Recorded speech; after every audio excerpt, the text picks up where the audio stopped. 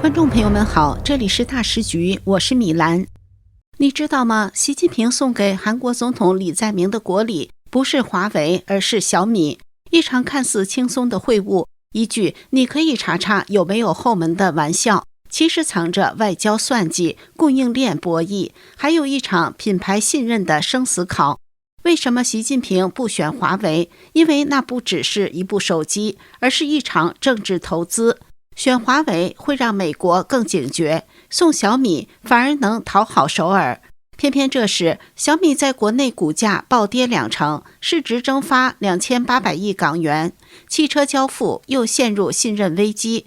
这份国礼看起来像荣耀，实际上却是一场压力测试。有人说这是中韩重启合作的信号，也有人说这是中共在外交与经济双线受困下的补锅秀。但更刺眼的是，当习近平拿着小米象征国家形象时，市场却在用抛售告诉他，信任不是靠外交礼物能救回来的。这场看似轻松的手机玩笑，其实藏着满满政治心思。11月1号，韩国庆州 APEC 峰会期间，中共国家主席习近平与韩国总统李在明进行首次会谈。这是习近平时隔11年再踏韩国国土，两人握手寒暄后互赠礼物。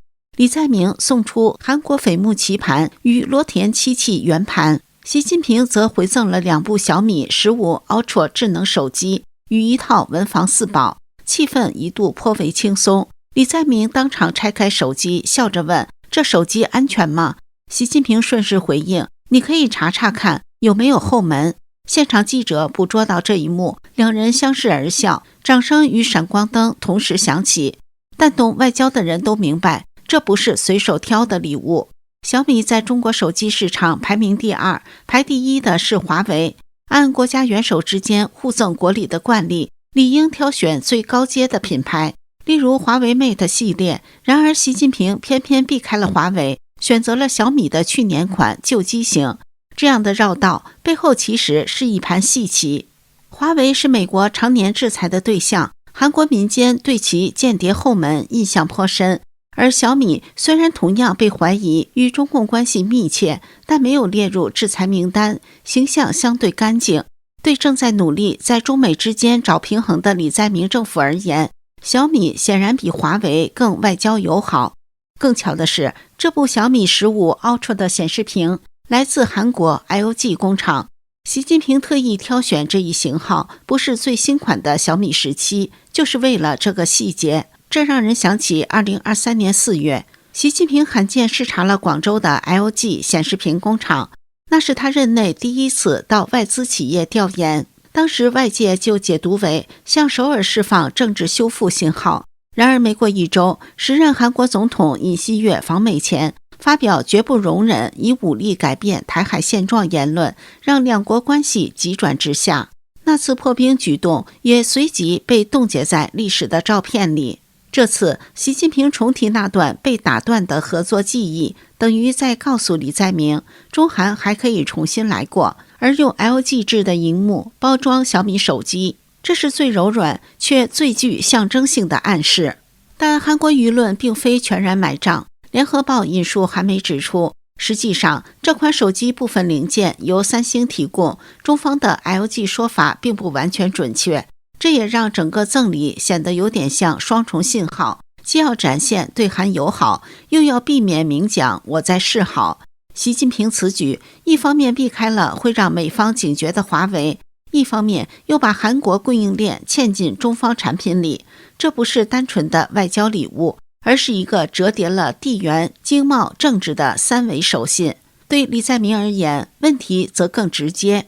这份礼收下没问题，但要不要真的开机使用，那就另当别论了。正如澳大利亚情报专家沃尔什所说，我无法想象他会拿着手机去打给华盛顿或东京。这段看似玩笑的互动，成了庆州峰会上一场别有深意的外交插曲。当习近平笑着说你可以查查看有没有后门时，他大概也知道这句话本身就像那部手机一样，是一扇谁都不敢真正打开的门。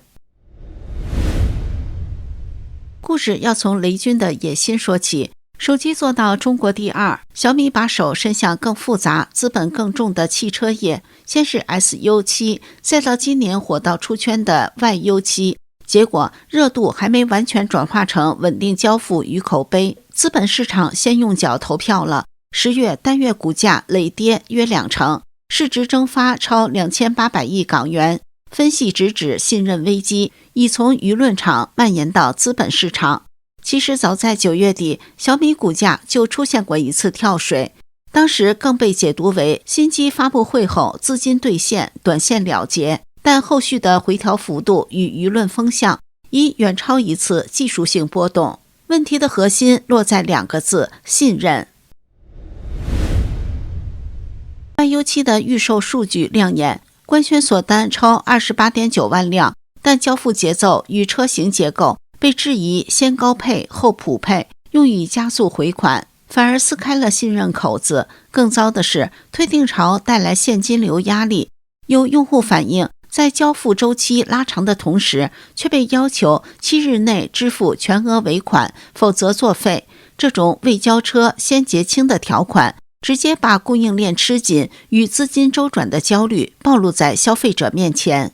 行业侧也出现截胡退单的戏码，多家车企推出代抵定金优惠，愿意为小米退订者补齐5000元定金，说明同行竞争产品已把小米的信任缝隙当成自己斩获客户的窗口。小米近月密集动用法务手段清理黑公关及谣言，但更棘手的是产品沟通与兑现。例如打孔碳纤维机盖被质疑宣传与实物不符，已出现车主以虚假宣传为由起诉并索赔的案件。案件过程与索赔额度在汽车圈广泛流传，无论个案结果如何，这类争议都在消耗耐心，让品牌面对一枪一动式的信任流失。上半年，机构报告还在夸小米车型的1年保值率数据，到3季度，另一家机构又给出 YU7 保值率第1的漂亮成绩单。现实却是，终端二手市场对价格波动极为敏感，昨天收今天亏的车商越来越谨慎。对普通用户来说，看到的不是统计表上的名次，而是自己手里的车能不能体面脱手。这种体感落差本身就是信任的止损点。为了摆脱只会整合、缺底层技术的刻板印象，小米近年密集上马自建工厂，北京昌平手机智能工厂、亦庄汽车工厂，到10月新投产的武汉智能家电工厂，试图用硬件制造能力给人车家生态补上制造环节的闭环。这是在和组装厂标签正面硬碰。可造车是重资产、长周期、极度讲究品质口碑与现金流的行当，制造能力的扩张只有在交付与售后稳住节奏时，才会被转化为品牌的增量，而不是压力。当前小米汽车面临的是一个闭环反噬，交付拖延，用户退订，产能与现金流难以精准预估，再度拉高退订与投诉。法务止血舆情，但产品沟通与兑现若跟不上，舆情只会换个出口反扑。终端价格波动直接吞噬保值预期，进一步击穿潜在用户的安全感。资本市场的回调从来不是因为一条热搜，而是因为投资人重新评估了盈利拐点和风险敞口。就像汽车人那句话，这次股价大跌可能只是信任崩盘的开端，重建信任比追求销量更迫切。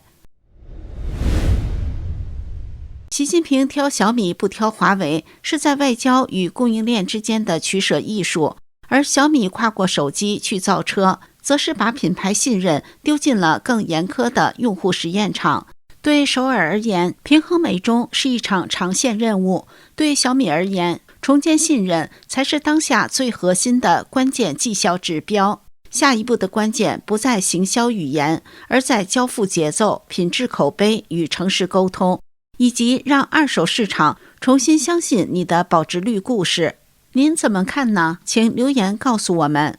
这里是大时局，感谢您的陪伴与思考，请订阅、分享并打开小铃铛，一起在动荡中坚守真相，在黑暗中点燃希望。